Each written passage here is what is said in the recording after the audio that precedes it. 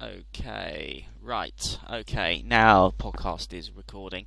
Okay, thank you for coming along to this session 7 of an Amulets. It seems we have a bit of a competition, it being the equinox, and there's all sorts of stuff going on all over the place on Second Life. So, you're lucky if you're hearing this, because this will be the last time this particular version of the Amulet session will run, for a number of reasons. I'm firmly fixed on reducing the number of sessions for the next run. 11 is getting a bit much. And if this one does survive, which I really hope so, because I do actually like this particular session, it's one of my favourites. The Real Life Witchfest International 2013 in November, I'm going to be doing a completely revised version of this for my talk there on amulets and symbols in visualization and astral magic. So that text, or another variation of it, will replace this session 7.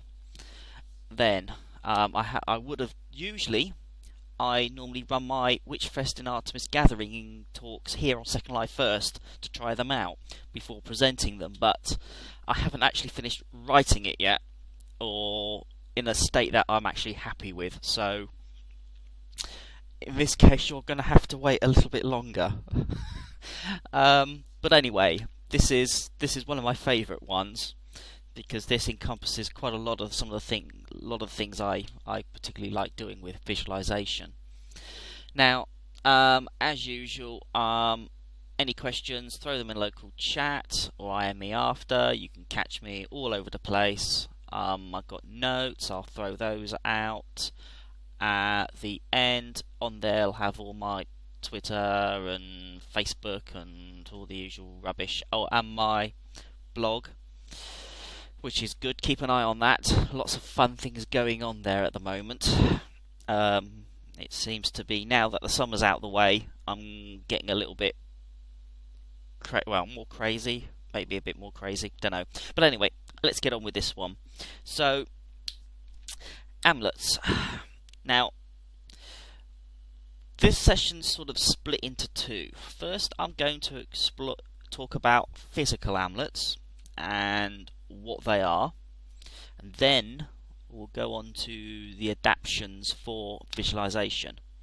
So, beginning with the basics of what's an amulet, and I'll mention it as amulet, although the same goes for talismans and other symbols or whatever you want. I just happen to use amulets because it's an easy word. It's one I can type. I can't type talisman. Just no, definitely not at the moment. Also, at the moment, I'm denying I have a cold, so excuse any sudden pauses, because that's probably me switching the mic mute on so I don't go coughing or sneezing down the mouthpiece through the mic. So bear with me. Oh, it's okay.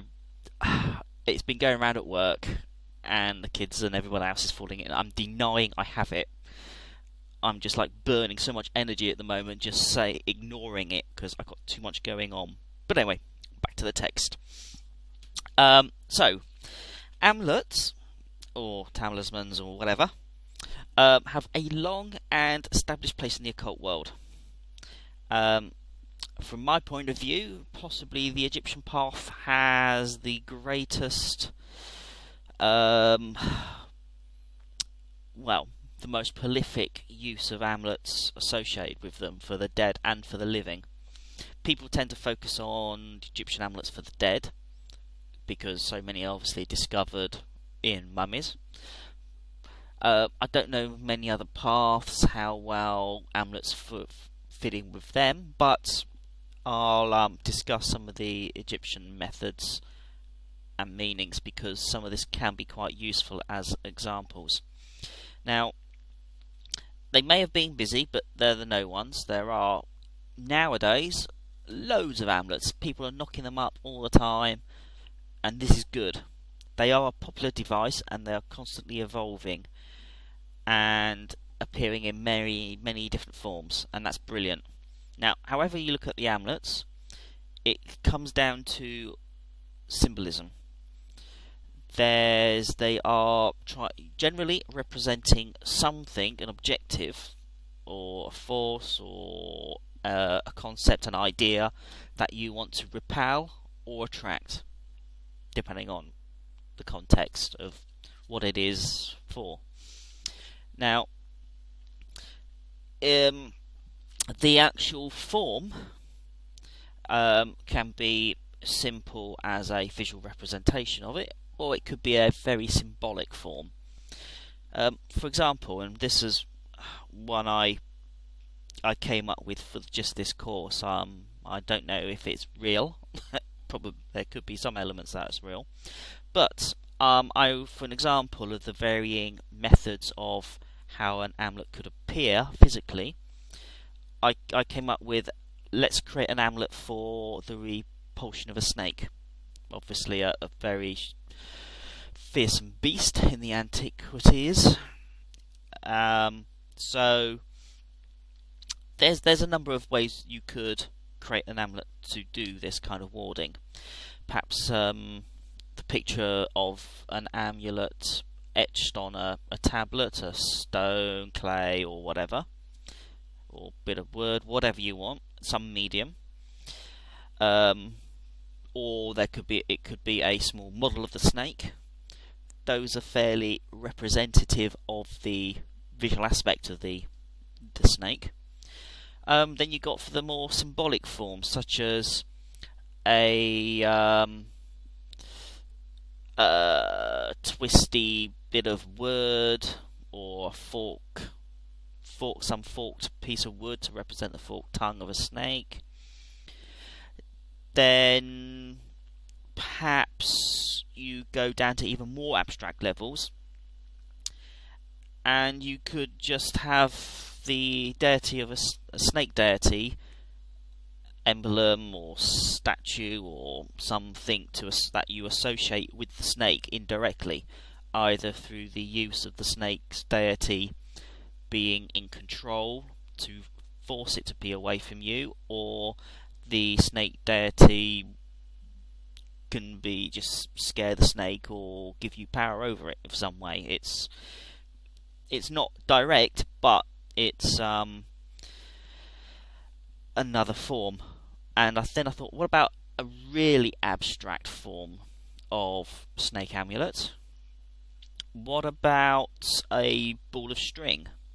It's not directly related to a snake, but perhaps it could represent a trap for the snake, that if it was to go through it, it would get caught up in it and get stuck and not approach you. So you can see there's some sort of varying levels of approach. Now the effectiveness, which is different to the representation of the amulet that you're using, but the effectiveness, which is a separate thing, depends also on many aspects. You can be casting spells on them to empower them. There's the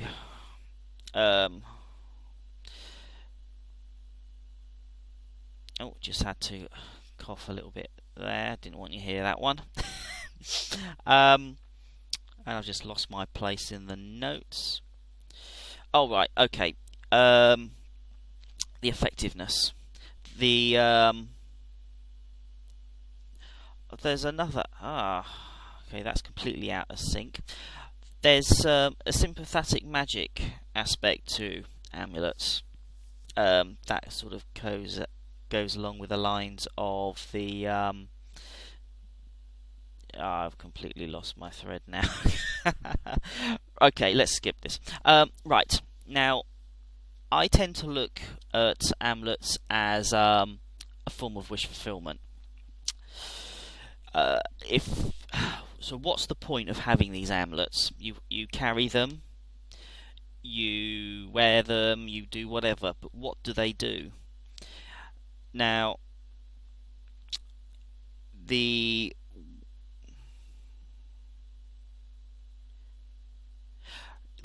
point of an amulet is, I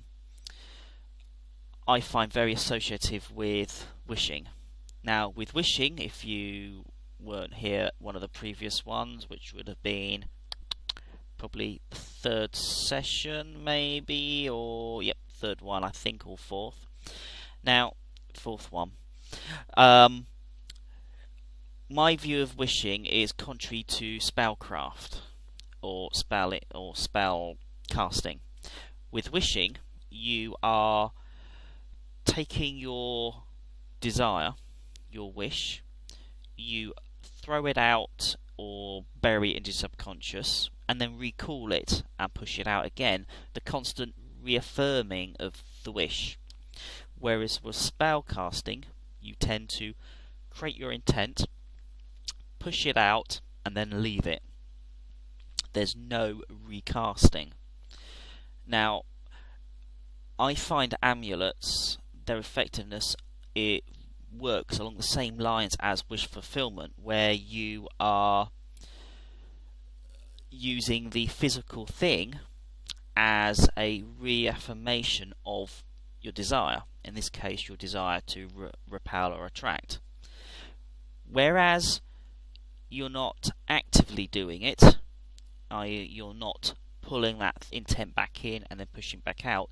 The fact that the amulet is there and is a constant reminder, it may not be a regular constant reminder, but it is still there. You know it, you can feel it. It gives that reaffirmation of the wish that you needed to repel or attract something. Now, this is why I quite like them, and I find them useful for visualization and projection because the similarities are there. What you picked up, what you can use in visualization, works very well with the same symbolic approach to amulets. Now, there are other aspects of a physical amulet that we need to take into account of when using them or analysing their structure. Their physical aspects, there's many things to pick up there. Mostly the material that they're constructed from is a very important design choice. Certain amulets need to go historically or mythologically or whatever you want to call it, have very strong certain symbolisation for certain materials. In mine, there's the girdle of Isis. It tends to be a red garnet, or there's certain other symbols that require certain materials. Now, along with the physical material is the colour. That usually goes hand in hand, obviously, with the physical material, because most likely the colour was the primary choice. They saw a particular material has a certain colour, they couldn't find that colour in any other form, so they used that material. So I would probably say the colour is the primary choice with the material because it was at hand of that colour. That's obviously just my opinion. I could be completely wrong, but you know, I'm a practical kind of person. That's how I would do it. Now, the combination, and this is common, this is correspondences, something that many of us in our particular past will have encountered before. The correspondence between a certain colour, material, has a correspondence to something that represents some other cosmic force, be it attributed to a certain divinity or a deity or particular force like Mars. Say Mars. Actually, I don't know what some of these are because I tend not to use the correspondences much. They're outside my path, really. But knowing about these kind of things are useful. Now,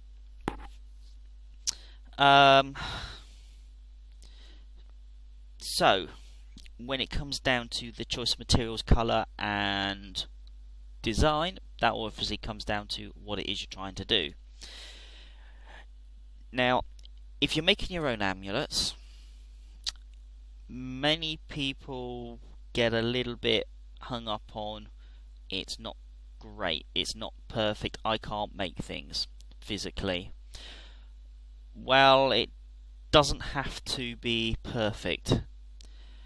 As long as the intent is there, the symbolism is there, you, like the wish fulfillment, you have made the connection between your intent and a certain object. It's embedded in there. This is why making your own things are really powerful, because even a little twig can represent all sorts of things to you. To other people it just represents a twig. Sometimes the amulet appearance does actually have a psychological effect as well as a magical effect on the viewer. If you think of, say, the classic no, actually, I'm not going to go down that route because that could lead to trouble. There are some psychological things that can affect people through the images, but okay, I'll go back to the creation. For me, I tend to work mostly with wood because it's handy. I've got bits of wood floating around. I like making things, carving things. And I have my lovely little tree out in the garden that I make lots of things from. Clay sometimes, or plaster, or whatever, or resin to make castings from. And wax. Wax I'm very fond of because it's so easy to mess with and it can be very satisfying. There's a few other materials that I've recently been playing with, but this isn't actually important because we're not going down to my physical making of things. But looks like we got someone coming in. Hello. Okay. No problem. Can you hear me? Okay. Let you just get settled, and then we will continue. Yes, no. Still got no hold music. I really need to get myself some hold music to play while people are just checking they got the sound all right. Are you able to? Yep. Excellent. Cool. I will continue. Okay. The only things you've missed, and you can probably pick this up on the podcast, but I'll just quickly recap because I've not published the podcast yet. Physical stuff, physical amulets, design, colour, material, correspondence. That's the basics. Now, obviously people, the craftsmanship, if you do make your own amulets physically, are just down to your own artistic skills or lack of. It doesn't matter. As I was saying, symbolism, intent are the keys. Now, shop bought ones, there's plenty out there, and I'm not going to knock them because although I tend to make my own, I still have bought things. As long as you cleanse them or whatever. And even so, in good old ancient Egyptian times, they churn them out by the millions. Any of them. In fact, I've got a 18th dynasty Shabti little clay figure. It's about the length of my thumb. And actually, you can still see the fingerprints in them from the clay that was made about 2,000 years ago. It's really quite cool. It's really nice. It was just some guy must have just got a bit of Nile mud, just pushed a rough coffin human shape, and there you go. And they just churned out. It's amulets can just be made, boom, done, and get on with. Now, we'll get... Oh, crikey, the time is moving. Okay, let's get past. So, you know, if you use bought ones, cleansing them, this goes with any kind of symbolism, and this is where we're going to get down to. As long as you have a connection with it and it serves your purpose, doesn't matter. Let's get away from this physical stuff, because this is where it gets more interesting. Okay, let's skip that. Okay, now I'm going to go through some examples. I think, how many have I got here? 2 or 3? Yep, 3 I think. 3 examples of amulets that are, okay, they're Egyptian, but I think you probably have all seen them because they are deep within the public consciousness now, mainly because of the popularity of the Egyptian path. That can help and demonstrate some of the issues of translating physical amulets to amulets that can be used in visualization and astral magic. Now, the first one is a classic. It's the Egyptian, and I can't even spell it, and it's only got 4 letters, Ankh, the symbol of life, the looped cross. Now, that is a classic symbol. People wear it a lot around their neck, on chains. It's drawn everywhere. Most people know about it. Now, that is, as far as using it for visualization and astral magic, fantastic. It's the ideal one. It's a very simple shape of the loop cross. It's basically an Egyptian hieroglyph. It's a word for life, happy. It's sort of the positiveness of life.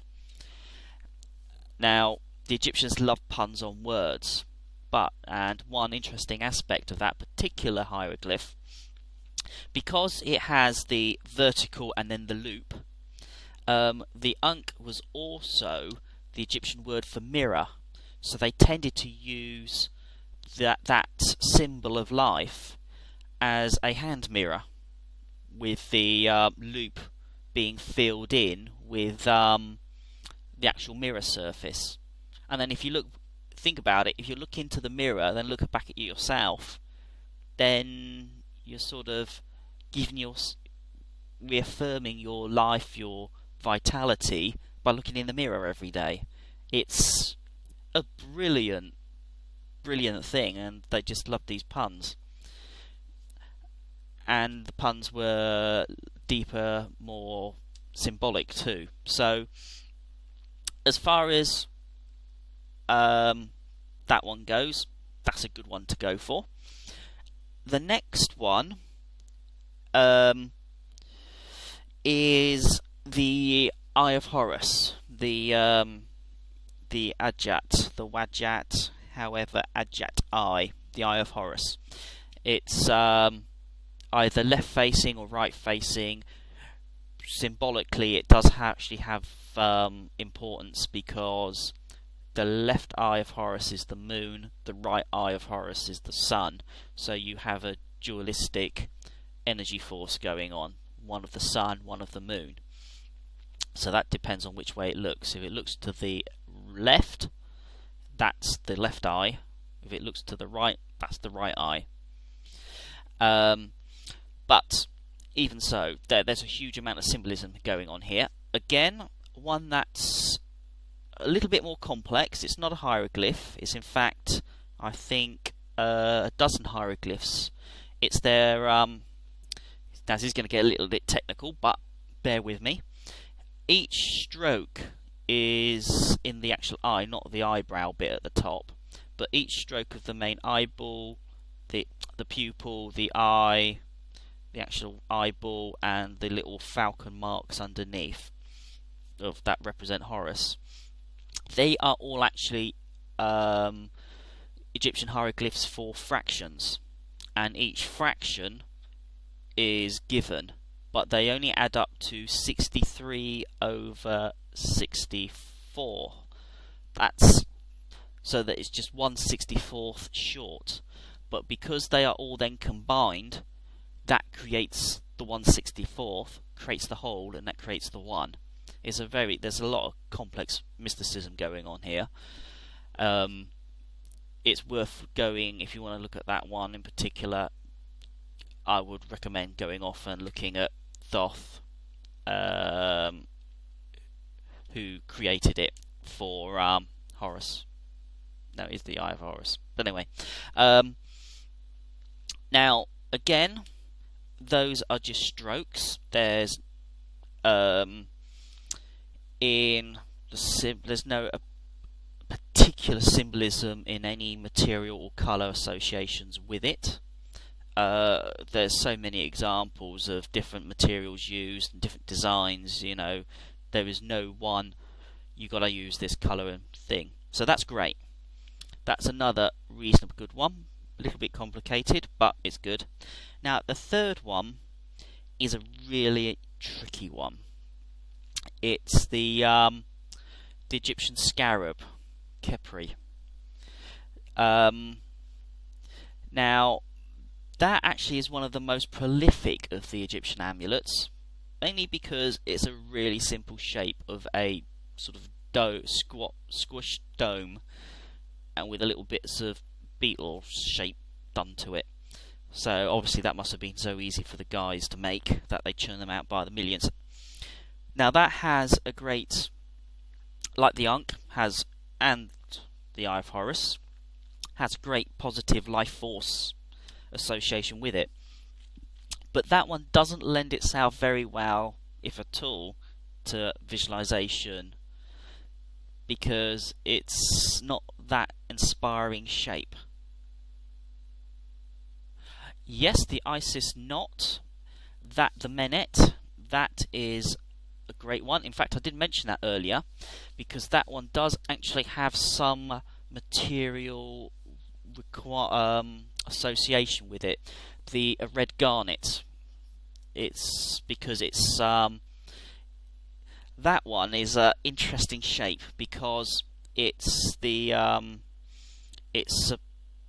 they reckon, because it's the lotus leaf, that it represents the female genitals, because it's sacred to fertility, to Isis, and the red is her menstrual blood, and there's the whole loads of magic revolves around that kind of stuff for her. So that is a really interesting one. And as I was saying earlier before you came in, the Egyptians were probably the most prolific amulet makers. There are loads. There's like another one where there's two fingers together, your index and middle finger, just those two. And there's a ladder one. There's just and the other classic one of the Tet, which is a pillar with horizontal lines, which represents the spine of Osiris. But I digress. There's loads to play with, and if your particular path doesn't include a huge amount of amulets, have a play with those, because there's some really good stuff in there. I've got plenty of books on Egyptian amulets. There's loads out there. If you want any references, let me know and I can dish them out for what books to go for. But those three do help with some of the issues. Simplicity, the first two, helps with visualization. Now, another take on amulets is, okay, we've got all these classic ones from the Egyptian path. Your own path's probably got a number of things that come in. But what about making your own? Because it doesn't have to be really obvious. Okay, my throat almost went then. Now, back in the Middle Ages, where most of the witches and whatever were being persecuted, there was a need to keep the craft, even into modern times, hidden or not so obvious. So everyday things were used. Obviously, the broom in the besom is an obvious one. I know some people use their wooden spoons for wands. So there's everyday items you can use. Now, while writing this, I sort of random thoughts came to me of a variety of possible amulets. Now, this is really rubbishy stuff, completely random, so bear with me. They're not that I wouldn't possibly use all of them, although one of them I do use. What about a razor blade to grant razor sharp wit? I don't use that one, obviously. Now, a piece of paper with lots of writing on so you don't suffer writer's block. I don't use that one. A small mirror to ward against aging. I don't use that one either. I love this one. An empty crisp packet to ward off the munches. I don't use that one. A broken watch so you're never late or always have lots of spare time. I wish. So I don't use that one. This one's pretty cool. A party blower so that life is just one long party and full of fun. I think that's lovely. A key so you won't get locked out of any door. Yeah, I can join all the other keys. A bit of paper with I will not, with lots of them, things are not to do. That's a literal one. I'll come back to words shortly. Now this is the one that I do use, and it rarely fails me, and that is an umbrella to ward off the rain.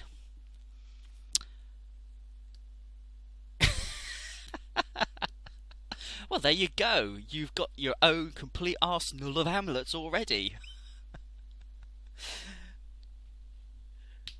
Yes, they are. Not sure whether I mentioned this before you came in or not. I probably might have missed this bit, but that's fine. Whereas with visualization and astral magic and wishing in particular, I usually take my intent, push it out, and bring it back to reinforce that intent continuously. Whereas with spellcraft, you create your intent, cast a spell, and forget it. Now, that's the wishing is very similar to the amulets in that the amulet is always there, and it's a constant reminder. Therefore, it's constantly pushing out your desire to repel or attract a particular objective. So that's how I see amulets working. They are a constant affirmation, a constant refresh of your intent to cast. So that's hopefully got ya. Now, those things I just mentioned are fairly trivial. But as I said at the very beginning, is if as long as you have that intent associated with that item, even if other people don't know, and that could be a very good way of hiding amulets, because it could just be something very unobtrusive, which means a lot to you, but others don't, and it's just that refresh of your affirmation to reinforce the intent for the desire. So, how do we then start to move this towards a visualized or astral magic form? Well, we take the elements that we have within the physical ones and try and translate them to the visualized form. Now, if you are going for, and this is the most impractical, there's two sides to the visualization as far as I'm concerned. There is the sitting in a meditative state with eyes shut, having a good time, and getting full visual stuff going, brilliant. Then there is the stuff with eyes open, out and about, doing daily life, and still wanting to do visualization and things on the go. Now, the thing here is, visualized amulets aren't much good if every time you need to use them you need to sit down and meditate. They're great for the long objective ones, the long term stuff, where if you have your regular meditative half hour or whatever you want to do now and again, or daily, or whatever you want to do, then that's nice. Now, if you're in a full meditative state, you can obviously visualize a shape, color, material, depending on your strength of visualization, how much you can get it to feel realistic to you. Does that have still a magical effect? Yes.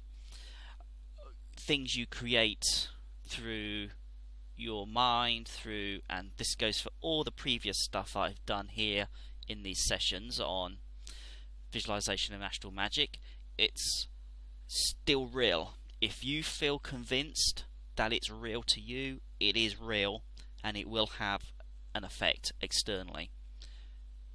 Now, lovely. If you can get all the full works going, great. But if you're out and about and you need it quick, with eyes open, you might get, still, if you're, depending on the complexity, still get the material, color and so on with eyes open. Fine. But for me, I like speed, practical. I like to be able to cast very quick with minimum of fuss, but still have that intent and that force of intent behind it. So the things I tend to go for are simplicity, because if it's simple, it can be done quickly and easily and still be effective. Now, even though my path is Egyptian, although not completely Egyptian, I have other aspects to my path. Buy my book. I get my plug-in. It's actually currently at the printers as I speak. I don't use Egyptian hieroglyphs to a great extent because they are complex shapes and I don't want to misinterpret them. Okay, that might be different with the Eye of Horus and the Ankh symbol and a couple of the other more obvious ones, because they are simple and they are already I'm so familiar with them. I tend to go for the runic characters. Now, I tend to use effectively anything that I could draw. If I could draw it with pencil and paper quickly, that's my preference for casting of any kind of amulet. If I can sketch it on a pencil and paper, then I can probably visualize it really quick. It's practical. Runes are ideal for that because they are mostly straight lines. There's a few curves, but mostly they are straight lines, and you can combine them. They are really good for a bind rune with multiple content. Now, I've sort of forgotten a lot of my rune stuff over the years. I tend to only use a couple that I need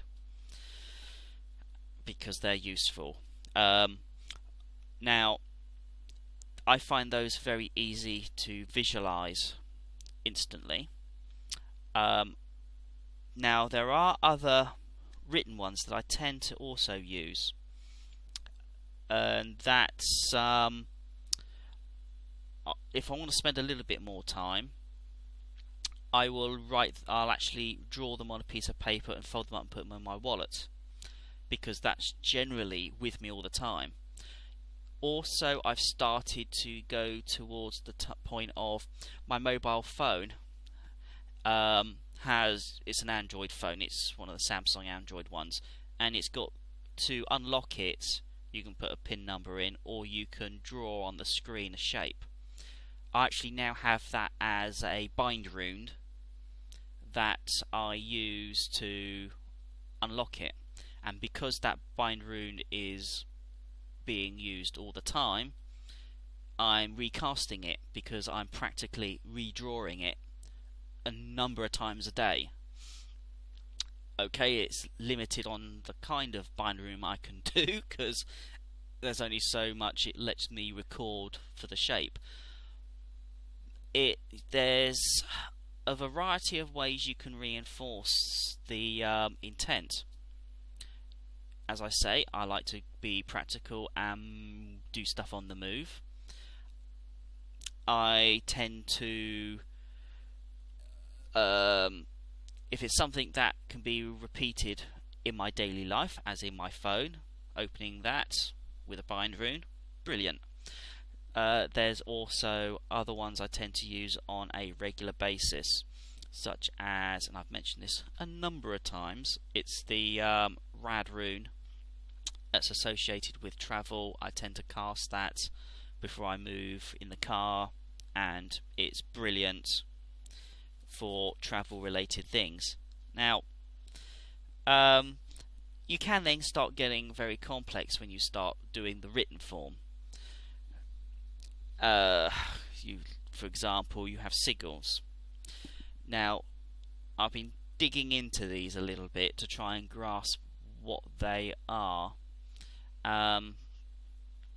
They tend to be more of Rosicrucian origin. Also, they're based on Hebrew encoding, which I don't know much about, so I tend not to use them. But you've probably seen them. They're all over, like the Keys of Solomon and Abramelin and all sorts of things for doing interesting things for evocation. Nothing I tend to really mess around with. Oh no, we're getting close to the time again. But if it's something quick, and there's also other forms like the Greek geometrica, the magic squares, if you've seen those. For me, I don't do Sudoku, so I can't really probably visualize a magic square really quick. But if that's your thing, and you are Sudoku mad, you could probably visualize a magic square easily.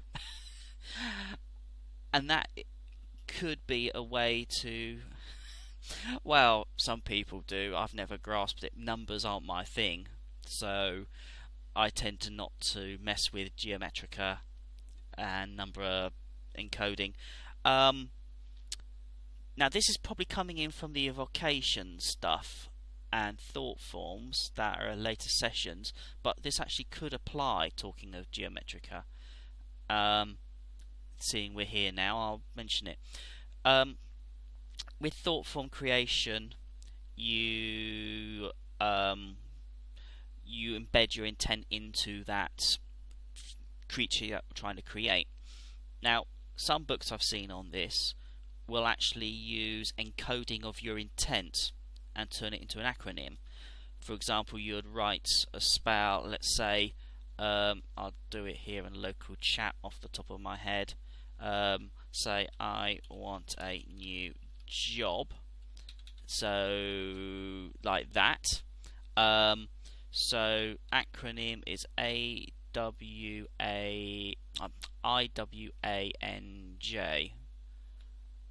Yeah, okay. Iwanja. Okay. Not a good example, but what would then happen is with the let's relate this to amulets now, because I want a new job is not a good thing for doing in a thought form, but that's encoding my intent into a word, a very bad word. You could play with acronyms a bit to make something slightly more useful, but that word could then encapsulate that desire that I can then create an amulet from. Now, I could probably encode that as a rune. I'm not sure if J is in the runic language. I can't remember off the top of my head if it is. Yeah, and a sigil. So, but it's encoding of the intent, like number correspondences, or where you would like add up all the letters of your name or the intent, add the number up, and the number symbolizes the intent. It's whatever you can do to encode the intent. Once you get it down to something that's easily memorable, into something that can be easily and quickly recalled, then as you are going about your daily life, you can just quickly get that symbol up in your head, hold it for a couple of seconds, and use it however you want to. For example, now let's think. Let's say keep that dog away as a amulet. Don't like dogs, you want to keep the dog away, there's some nasty dogs. That one is possibly a good one. So let's say KTDA. Nope, still a very bad acronym. KTDA. Okay. I'm really not getting very good at these aren't very good examples. I'm just making this up as I go along, as you can probably tell. But if dog away keep DAC. Yeah, dog away keep. Yeah, okay, that sounds a bit DAC. That's a good sound. Now, and this is another part to it too, and this goes along the same lines as any casting. In fact, this is the next session as well. After this is on words and the vocalization. Now, if I have this amulet and I call it the DAC amulet, the dog away keeper, I could then create a sigil from that word. Either take some runes, turn that into a bind rune. Now, I then want to cast it on because it's a useful dog repellent. I could then be out and about. I see the dog. I stop for a short moment, picture the amulet, and push it towards it to see and keep it away, or put it onto the ground or an area that I want the dog to keep away from, and then let that intent flow, break it off, and just keep retrying until it has an effect. This is why it's easier, that if it is very simple to construct in your mind while with your eyes open, that you will tend to use it more because it's simple. It is a lot easier. Okay, so that's actually some of the ideas I've got for the Witchfest talk. So that has crept in, but there you go. So you got a bit of it early. Spoiler alert, I should have mentioned that. Oh, yes, you're coming along, aren't you? I forgot you're in the UK. Ah, okay. Right. Okay, and the time has caught up again. Before I stop the podcast recording, I'm just going to sort out the notes, dishing those out. If there's any questions, throw them out, and I'll keep the recording going for those people listening at home. Should there be anything, what I will do is I will throw out previous ones too, for people who may have missed them. If you've got them, ditch them. It doesn't matter. As previously, I shall put some PDF versions of these up on the blog in the next few days, so it's a little bit nicer to read, because note cards are crap, because they lose all the formatting. So cool. Oh no, that's the keeping yourself safe one was reasonably actually quite nice. There's a few good um, protection methods I use. Three or four of them. They tend to be physical protection methods, but I tend to use them also for visualization. So, and they still work very well.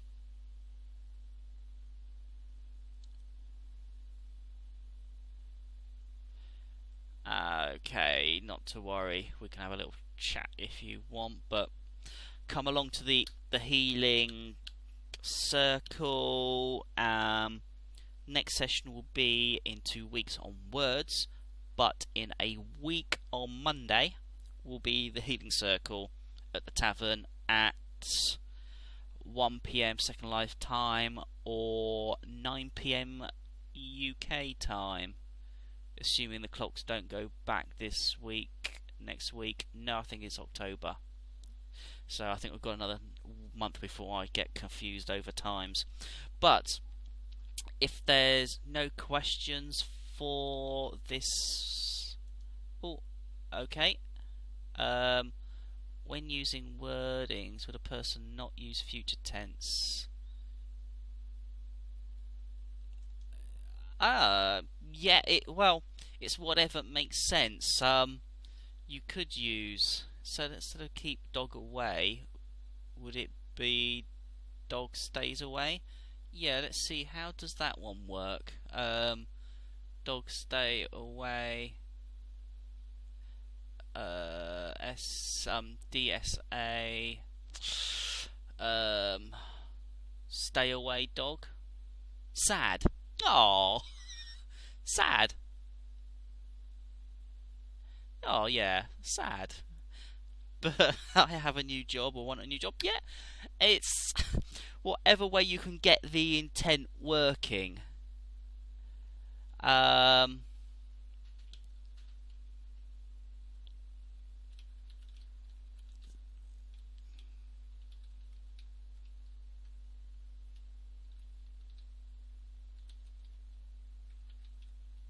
Okay.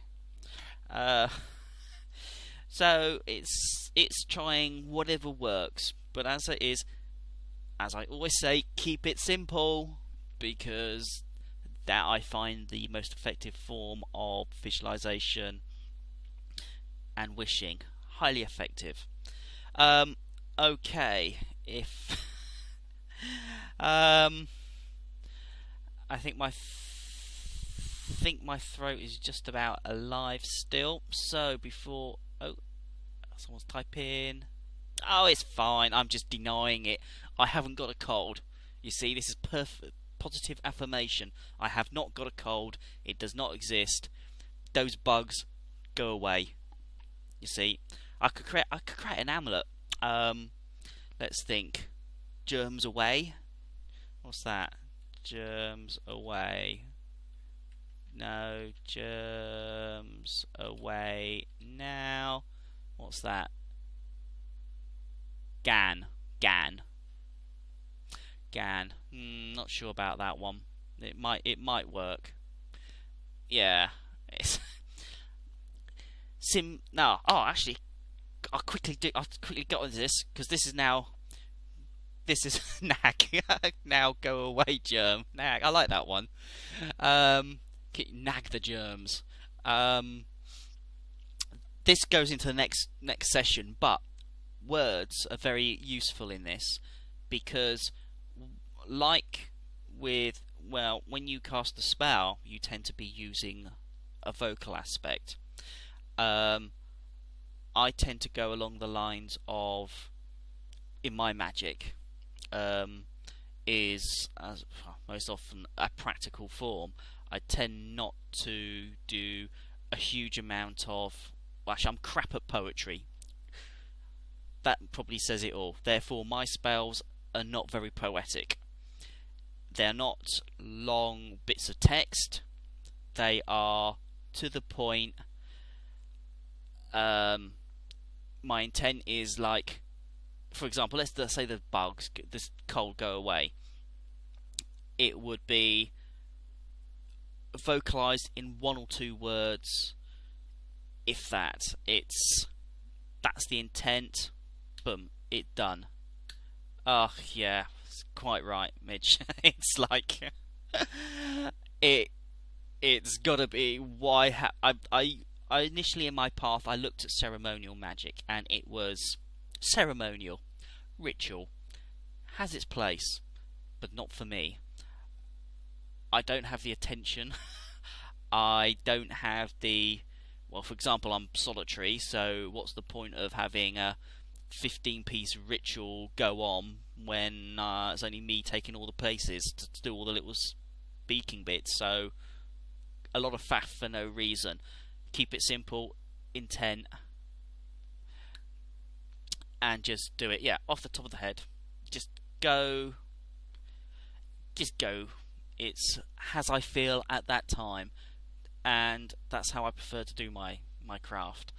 So when I'm using amulets or any symbols, I tend to have a vocal or not even if it's not physically vocal, it's in my head that I'm using a word that matches with it, because that adds to the power. And that's because what I mentioned earlier about the things you lose bringing over a physical amulet into a visualization or astral form. You lose the physical colour, the material correspondences associated with that amulet, so all you're left with is just a shape. So what can I add to the shape that can be done simply without having to resort to physical things? And that tends to be a vocal word. So you probably wouldn't in a physical amulet have a vocal word because it's physical, it's the shape, everything's there. But with a visualized form, you have the shape, but you can throw in the word with it because you're visualizing the image in your head. No one's going to hear it if you whisper something as well or say the word in your head. It adds to the power. So that's another thing, and I think that's another thing coming from the Witchfest talk as well. I must stop talking now. I'm giving it away, especially for those of you who are coming. So I think I shall wrap it up then. No, you won't, because there's going to be some more fun things there, because I haven't finished writing it. I'm not happy with it still, and I won't get happy. Yay, freaking excited, me too, woo! Namely for the books that's coming, my book, okay, that's only the second time I've mentioned it in this talk. I will now stop. So, yeah, I'm being very restrained on the forums about this. So, okay, thank you for coming along. Thank you for those on the podcast listening. As I say, next session in 2 weeks on the power of words, the vocal aspect of what I do, which I've already covered some of. Yay. And if you've forgotten, thank you. I shall stop the recording now.